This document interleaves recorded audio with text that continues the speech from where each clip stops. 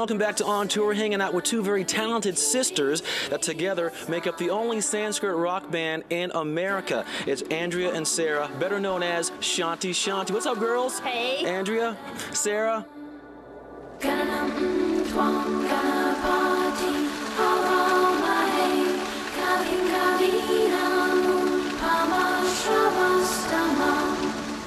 What's different about this album compared to the previous three, you think? We call ourselves the only Sanskrit rock group in America.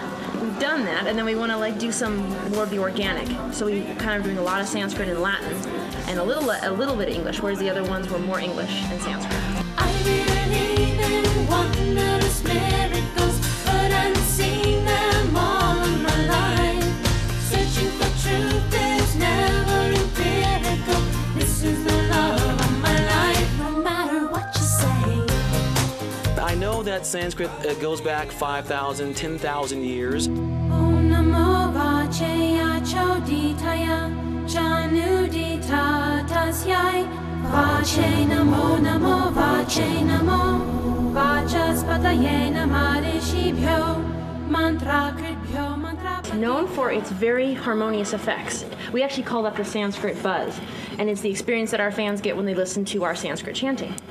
What's cool about the Sanskrit buzz is that when you listen to the chanting, you feel very calm inside, but then also very excited. And so what our goal is basically to present Sanskrit and the Sanskrit buzz to as many people as we can. It's actually just ancient poetry, and it contains very universal messages about peace and love, and it's really fun. Narayana prano jayate manaha sarvendrayani cha kamvayo jyotirapaha prithvi vishwasya dharini.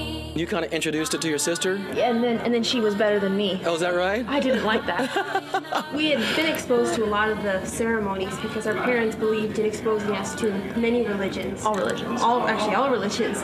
And so we had been to an Indian ceremony and we had heard the Sanskrit chanting and we fell in love with how it sounded and how it made us feel. You went out and searched for scholars that would test you, and it turned out that, well, you tell me, how surprised were they at your ability with Sanskrit at a very young age?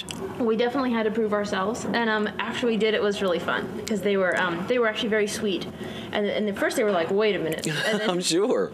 And then once we chanted and we showed them the work that we were doing and all of our projects, then they were very sweet and very helpful. So Sarah, now you two are considered scholars yourself, is that right? Yes, that's correct. We've been doing this for a long time. It is a great passion of ours. It started out basically as a hobby, and then it grew, and it's now our lives. It's our passion.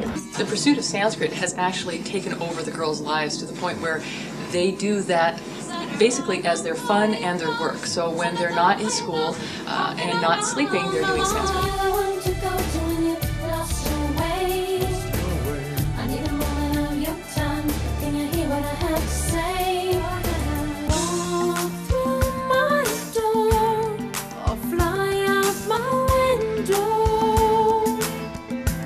Sarah, one of the things your mom mentioned was that it was somewhat of a struggle to realize that not only do you have one daughter, but you have two, and now a brother as well that have this ability. Isn't that right?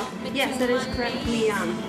It kind of escalated. It started out small and simple, and then it started with just Andrea, and then she kind of pulled me into it because pundits usually chant in pairs of two. And so she wanted somebody to chant along with us. And then my little brother, we discovered that he has like this really deep baritone voice. And so we wanted him to join in with us because we sing up pretty high.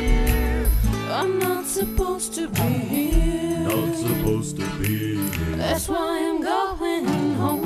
Oh, I'm going home. Oh, I'm going home. When they say that you do your Sanskrit chanting, that the listener is being bombarded with thousands of prayers. Is that correct? Yes. Every letter, every word, and every piece of poetry that we chant in Sanskrit is a prayer. And you can, when you have that much positive energy coming at you, it's wonderful. And also everything's composed of sound vibrations anyway. So when you're chanting, those are very pure sound vibrations. So you guys have, been around the world, and are there any things you can think of as far as your past concerts where you can think of that particular performance is really special? I think the most special thing is when audiences chant with you. On some of the pieces, the audience actually chants with you, and it's so wonderful to get them involved and then and then seeing their responses to the Sanskrit. Also, what's really neat is after we do a really long piece, like 4 minutes, we guarantee the Sanskrit buzz in 4 minutes. Oh, is that So right? after that 4 minutes, after we do a long piece of poetry, they are just, it's awesome. He's the boy from the city of angels. So what's the ultimate goal? If Shanti Shanti had their way, they would do what with their music? Just want to perform all over and just expose Sanskrit to as many people as we can. That's basically our goal. Yeah? Well, I'm so excited you guys stopped by and talked to us. Thank you so much, Andrea. Thank you. Sarah. Thank you. Look, for more information on these guys, you gotta check their website out, shantishanti.com. You can get their latest album and their mom's book, Dreaming in Real Time. Check the girls out on tour. I believe in wondrous miracles, but I've seen them all in my life. Searching for truth is never empirical. This is the love of my life. No matter what you say. I believe in wondrous miracles, but I've seen them all in my life. Searching for truth is never empirical.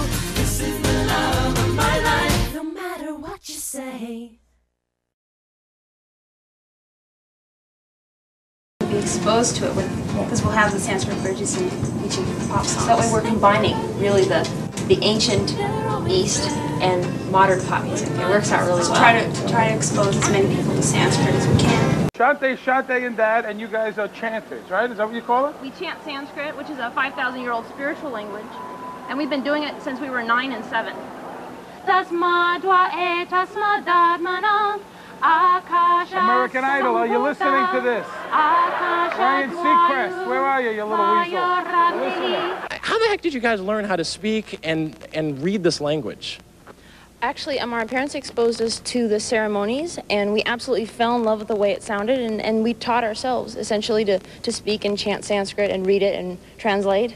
Now, I mean, the language is not Roman characters. I mean, if you look at Sanskrit, it almost looks like hieroglyphics. So how do a group of people know how to read something that looks completely foreign to anything that we know? The scripture is called Devanagari, and actually we're self-taught, so we started out at a very young age, and we just sort of figured it out and just knew it.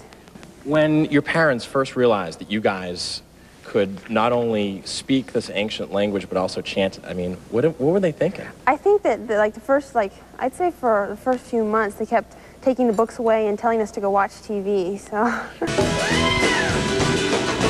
Things will get better. Wait and see. The love of my life, no matter what you say. Yo vedanitam guhayam parame vyoman saoshnute sarvan kama ansaha. I believe in wondrous miracles, heard and seen them all of my life. Searching for truth is never